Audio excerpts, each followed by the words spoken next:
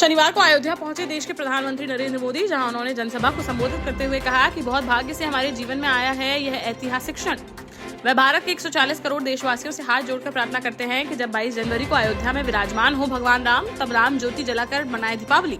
साथ ही उन्होंने कहा कि 22 जनवरी को सभी का अयोध्या आना नहीं है संभव, इसलिए यहाँ का पूरा कार्यक्रम हो जाने के बाद एक बार परिवार के साथ जरूर आए अयोध्या।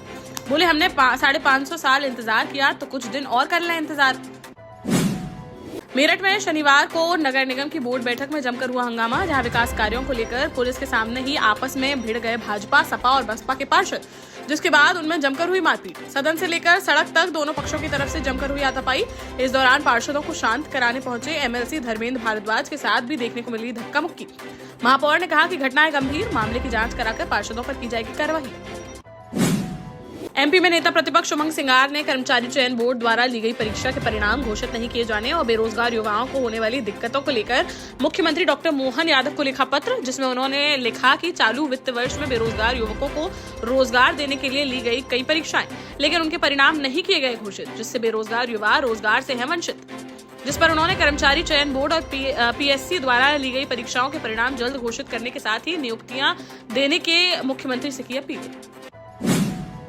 भोपाल में वीआईपी रोड पर चलती कार में अचानक से लग गई आग, जहां बीती रात करीब 1 बजे बैरागढ़ की ओर जा रही थी कार, जिसमें परिवार का एक व्यक्ति, 2 महिलाएं व एक बच्चा था सवार। तभी राजा भोज की प्रतिमा के पास कार में अचानक से लग गई आग, जिस पर सभी निकल आए बाहर, जिसके बाद कार बन गई आग का गोला।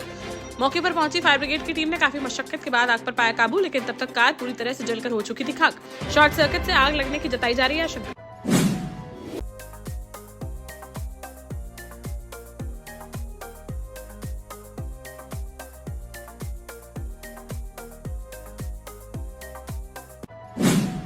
टीकमगढ़ के जतारा में ब्लॉक मेडिकल ऑफिसर ने किन्हीं अज्ञात कारणों के चलते अपनी जीवन लीला कर ली समाप्त, जहां जतारा सामुदायिक स्वास्थ्य केंद्र में पदस्थ डॉक्टर सुरेंद्र शर्मा ने घर पर अकेला पाकर खुद के सर में गोली मारकर कर ली आत्महत्या।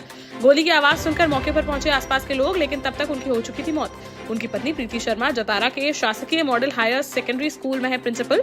शनिवार को जब वे गई हुई थी स्कूल, तब मौका पाकर उन्होंने उठा लिया यह बड़ा कदम। पुलिस ने शव को पोस्टमार्टम के लिए भेजकर मामले की जांच की शुरू। झांसी में महज 40 रुपए के विवाद में एक महिला की चली गई जान, जहां बरुआ सागर थाना क्षेत्र में रहने वाली 50 वर्षीय रुखसाना के बेटे का पड़ोस में किराने की दुकान पर उधारी के लेन देन को लेकर महज 40 रुपए पर हो गया विवाद, जिस पर बेटे का आरोप है कि इस दौरान दुकानदार ने उनकी मां रुखसाना को दे दिया धक्का, जिससे दीवार से सर टकराने पर वह हो गई घायल, जिन्हें मेडिकल कॉलेज में कराया गया भर्ती, जहां इलाज के दौरान उनकी हो गई मौत। मृतका के बेटे ने हत्या का आरोप लगाया। शव को पोस्टमार्टम के लिए भेजकर मामले की जांच में जुटी पुलिस। बांदा में बीजेपी की मुस्लिम महिला प्रधान ने मांगी सपरिवार इच्छा मृत्यु, जहां मटौंद थाना क्षेत्र अंतर्गत गोयरा मुगली गांव की प्रधान गुड्डन ने राज्यपाल को लिखा पत्र, जिसमें उसने कहा कि 22 जनवरी को उसे परिवार सहित इच्छा मृत्यु की दी जाए इजाजत। वह जय श्री राम कहते हुए कर लेंगे आत्मदाह। बोली 4 बार चुनाव हारने के बाद पूरे परिवार से खुन्नस निकाल रहा है अकीर, उनके पति को झूठे केस में फंसाया जा रहा है। ऐसी जिल्लत भरी जिंदगी से वह हो गई है परेशान, जिस कारण वह परिवार सहित करना चाहती है आत्मदाह। मामले को लेकर सीओ ने कहा कि गुड्डन के लगाए गए आरोपों की जाएगी जांच पड़ताल, साथ ही उसके पति पर दर्ज केस का भी किया जाएगा अवलोकन।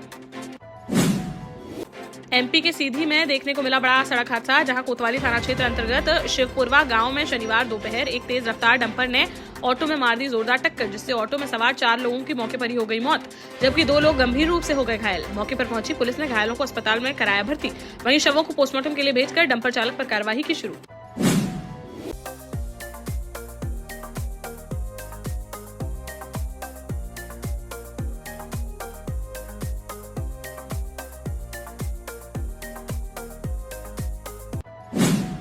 बुंदेलखंड निर्माण मोर्चा के अध्यक्ष भानु सहाय द्वारा बुंदेलखंड राज्य की मांग को लेकर ज्ञापन देने का सिलसिला जारी, जहां शनिवार को उन्होंने कलेक्ट्रेट पहुंचकर जिलाधिकारी को सौंपा प्रधानमंत्री संबोधित ज्ञापन, जिसमें उन्होंने कहा कि 2014 में किए गए वादे के अनुसार 3 साल की जगह अब तक हो चुके हैं 9 साल 9 महीने पूरे, लेकिन केंद्र सरकार ने अपना वादा नहीं किया पूरा, जिससे हम बुंदेलियों का टूटता जा रहा है सब्र का बांध। इस दौरान भानु सहाय ने मीडिया से बातचीत में कहा कि महोबा सांसद पुष्पेंद्र सिंह चंदेल ने 8 बार लोकसभा में उठाया यह अहम मुद्दा, लेकिन अन्य 8 सांसदों ने भी दिया होता उनका साथ, तो अब तक बनने की कगार पर पहुंच चुका होता बुंदेलखंड राज्य।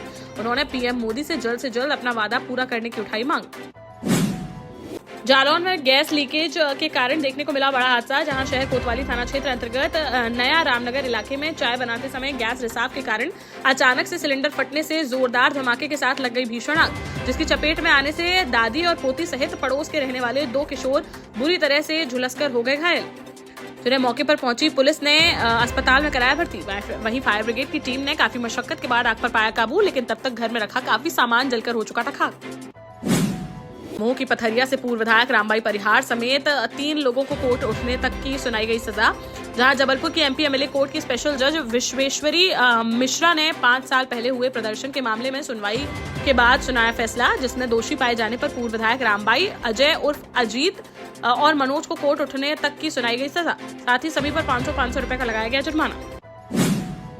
महोबा में सरकार की महत्वाकांक्षी योजना नमामि गंगे पर है चोरों की नजर। रेखीगढ़ लाखों की कीमत के लोहे के पाइप चुराने वाले सक्रिय अंतर्राज्यीय चोर गिरोह का पुलिस ने किया खुलासा। जनपद की 2 थाना पुलिस की संयुक्त टीम ने गिरोह के 15 सदस्यों को किया गिरफ्तार, जिनके पास से करीब 2 लाख की कीमत के चोरी के पाइप सहित एक डीसीएम वाहन व 2 कारें की गई बरामद। कार्रवाई कर सभी को भेजा गया जेल।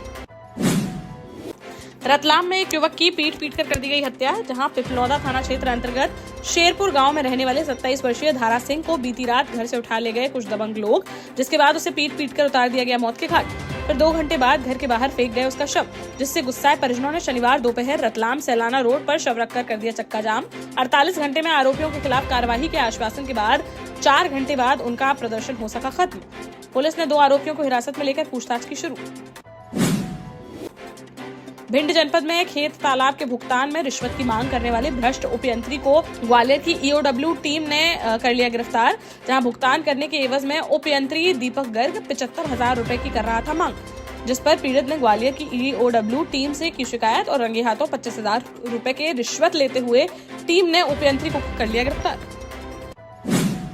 देश का जाना माना सैनफिन ग्रुप आपके लिए फिर लाया है झांसी में वास्तु के हिसाब से फ्लोर प्लान सहित एक शानदार टाउनशिप, जिसमें सुरक्षा की दृष्टि से सीसीटीवी, एक ही ग्रैंड गेट से एंट्री और एग्जिट, चौड़ी सड़कें, parking, car wash area, senior citizen and international fountain parks, swimming pool, gym, badminton, tennis आदि courts, school, hospital, shopping mart आदि कई सुविधाएं। इसीलिए तो हम झांसी में लोगों की पहली पसंद।